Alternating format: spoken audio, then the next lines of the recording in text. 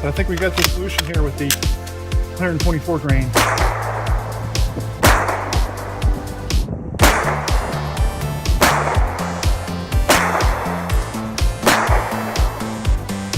All right, I think we figured it out.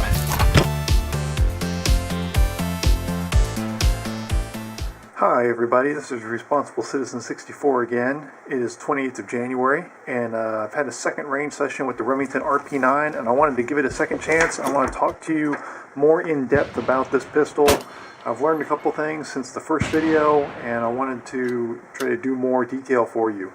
First thing is the ammunition situation. Now when I first took this out in that previous video, I was using this Remington 115 grain. This is a jacketed hollow point. And then I also had some Federal factory ammunition, 115 grain also. And that seemed to be very unreliable, as you saw from my first video, especially when the magazines were loaded full to 18 rounds. Now, what I found since then is that the pistol seems to handle a lot better with hotter ammo. I got some of this Winchester 9mm NATO, and I'm not sure exactly what this is, but from everything I've read online, this is very close to a plus P load, so it's basically a 9mm plus P, 124 grain, and this ammo seems to do a lot better in the Remington RP9. I'll roll in some range footage here, but it seems to do very well even with the full 18 round magazines. Second magazine.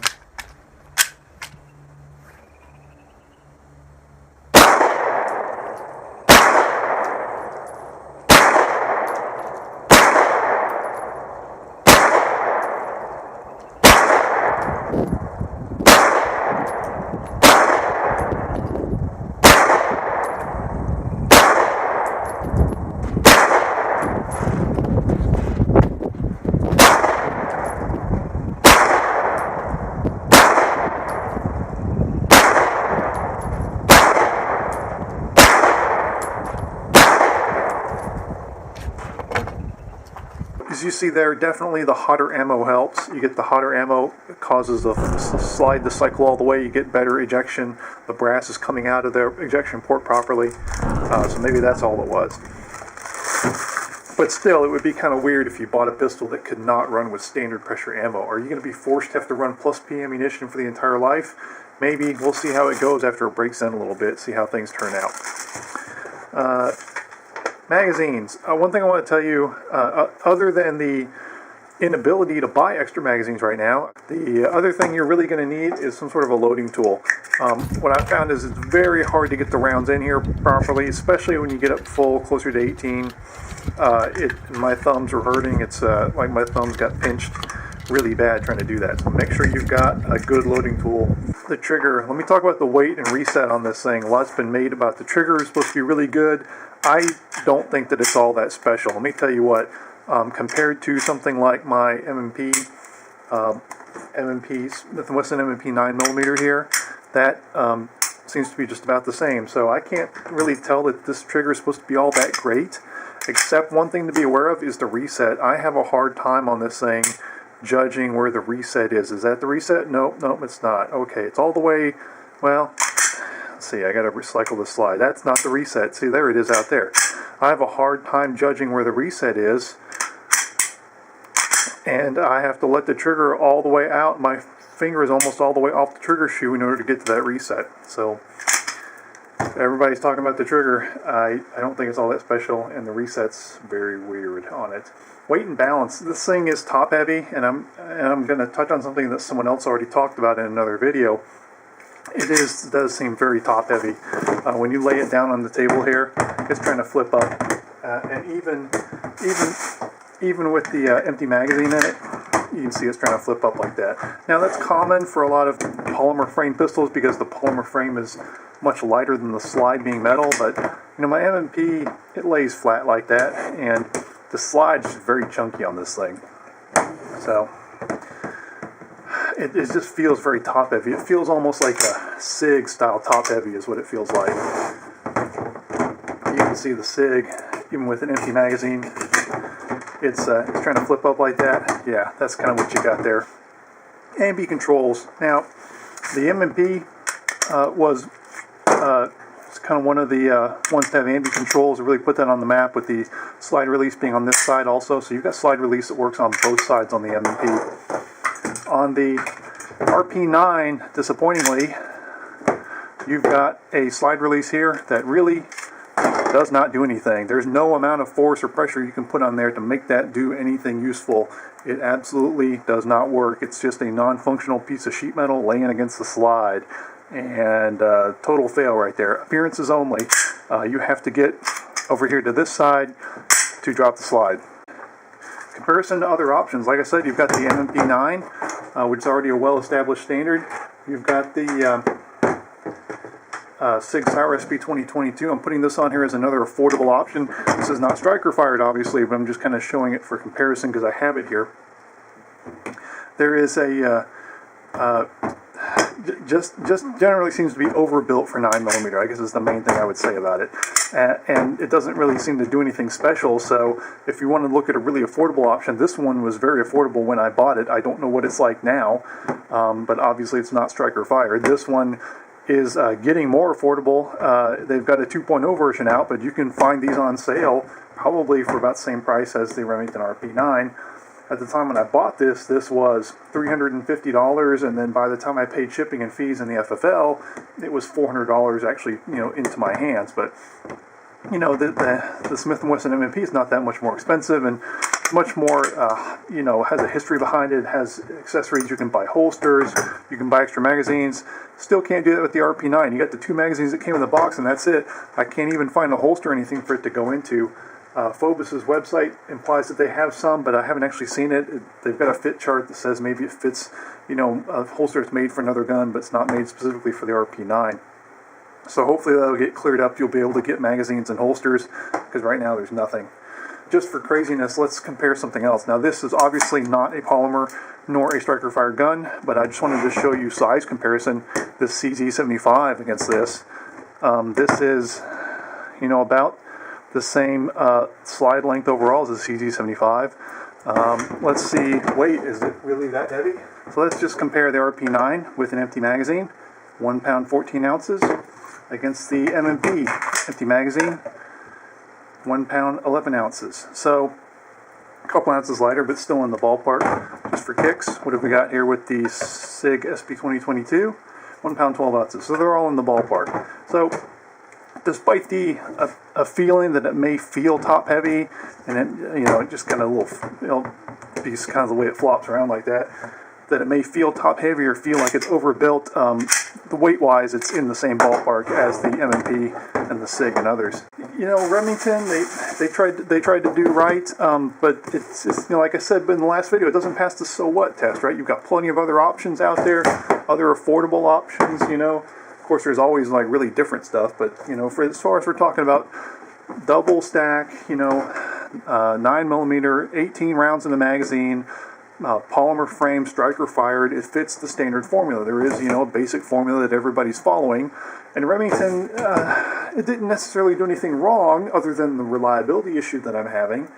Assuming that gets straightened out, it's just, what is the so what factor? And I still haven't figured that out. I think maybe it's because the grip, because you've got a nicer grip, you got a relatively, small size grip, but the M&P does that also. So, I don't understand. The magazine, it holds 18, but that's because the magazine's actually taller, right? So if you look at this magazine, you've got a taller magazine than the M&P, and obviously that's why it holds 18. So, okay, they made a longer magazine. So, would I buy it again, or would I buy it given the other options? I don't know. I couldn't tell you why you should buy one. I guess that's what I'm still struggling with. I'm really happy with my M&P, and I'm happy with the way that's turned out. I've used it a lot, and it's got plenty of accessories. I can get all the holsters and everything else I need, trigger kits and all that, and we'll see if that ever materializes for the RP9. I'm guessing not. I'm guessing it'll continue to be a relatively small volume. I don't know how much aftermarket's going to come out of it. One important thing I wanted to point out to you, and I don't know if this is really an issue or not, but I just want you to be aware of it because it looks weird. I'm seeing some stuff on the fired brass here. So on this Winchester, and the same thing happened on the Remington ammunition, and also on the Federal ammunition. There is a weird primer issue where the primer is like flowing back out of the back of the case, and it's like maybe the firing pin channel is too big. The primer is actually sticking up above the top of the case head. That's actually flowed back enough to where I can feel it above the head of the case. So that's kind of crazy, and it looks weird. I haven't seen any pierced primers or anything. I collected several out of this box when I fired them, and I didn't see any actually pierced or ruptured, but it just looks weird that they're all like this. And it's not just this ammo. It happens on the Remington and the Federal also. Let me do a field strip here, since a lot of people were asking about that. So slide back. I'm going to turn the takedown lever, take this down. I do have to pull the trigger. This comes out. And then here is the slide. This is your firing pin safety detent right here. This gets pushed into the slide by this mechanism here. This raises up when you pull the trigger, and this depresses that plunger and allows the firing pin to move freely. And then, of course, the striker in this case, actually the striker being held back on this sear surface back here. The slide has a captive recoil spring on the guide rod. Then the barrel tips out like this. Typical stuff. Nothing special here. The barrel has traditional rifling. It's not polygonal or anything. The slide, I don't know if you can see this on the camera, but inside here there is this kind of color shifting red to green color shift that's happening inside there, almost like an oil film type effect. But it's not an oil film. If I try to wipe it off, it's still there. So I believe this is a effect of the PVD coating. They stated in the manual that there's a physical vapor deposition coating on the slide, and that appears to be an effect of that, where it's a little bit of a red-green color shift sheen going on there.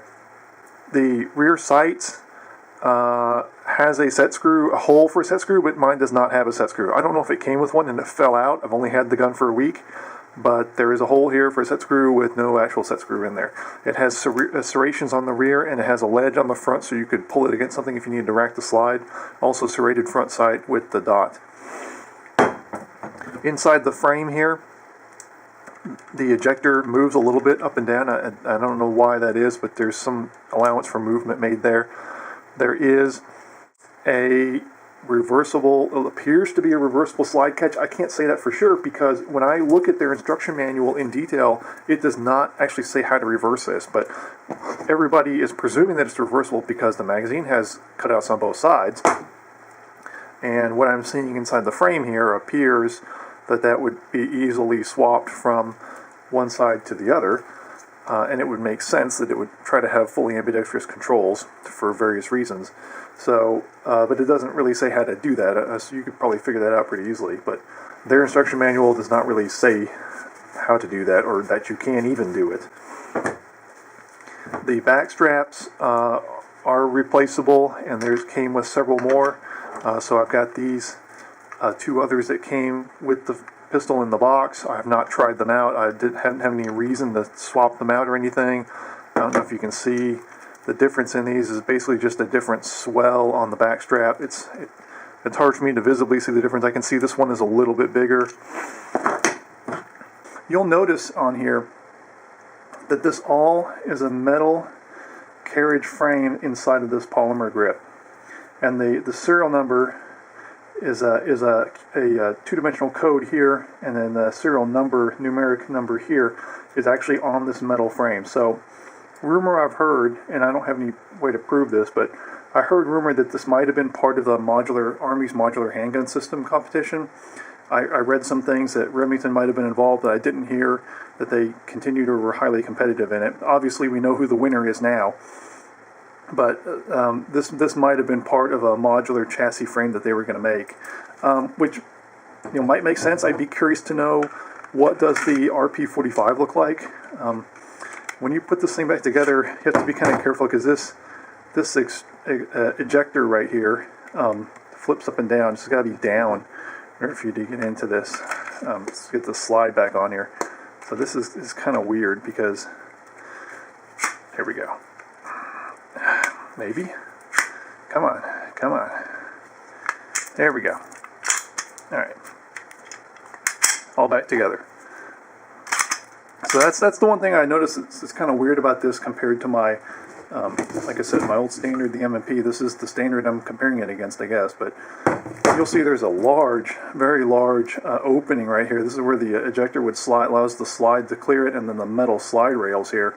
So there's kind of a big gap opening. You're looking down the sights on this thing, and you're like, wow, it's like somebody's like, it's like a smile with a missing tooth. You know, it's like somebody's missing a tooth. You know, and it's like just a hole right there.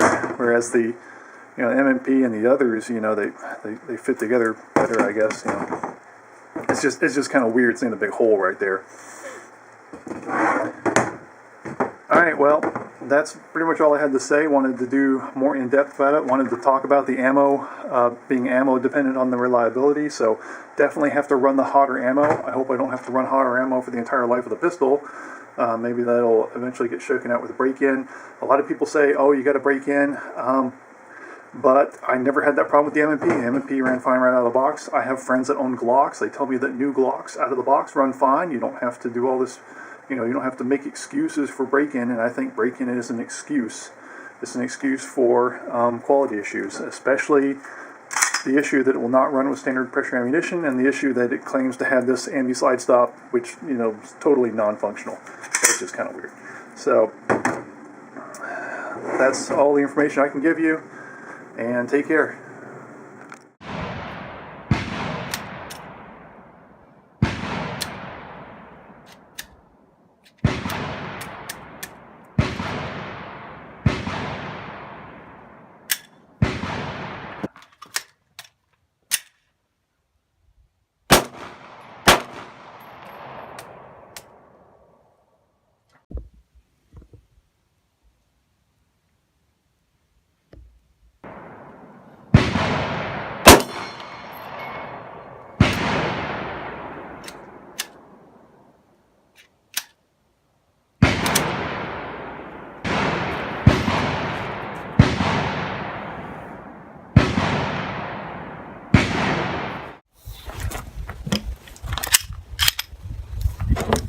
Alright, so the secret to this seems to be running the hotter ammo.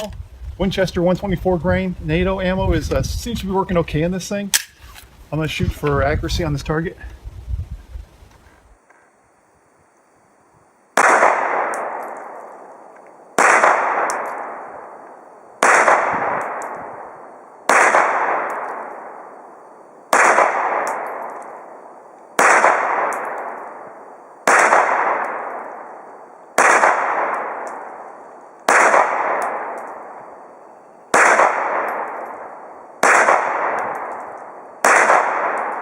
Clinched on that one.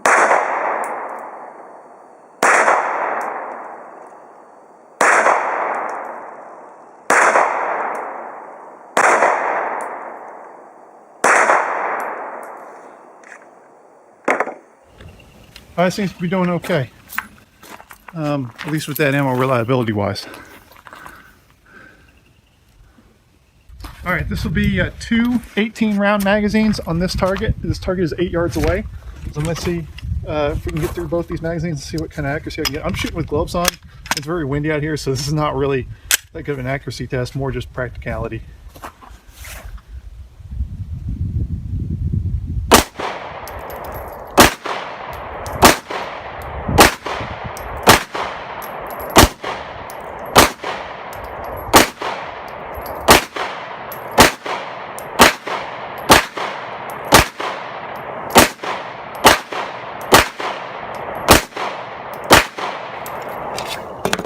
Alright, so I think we got the solution here with the 124 grain.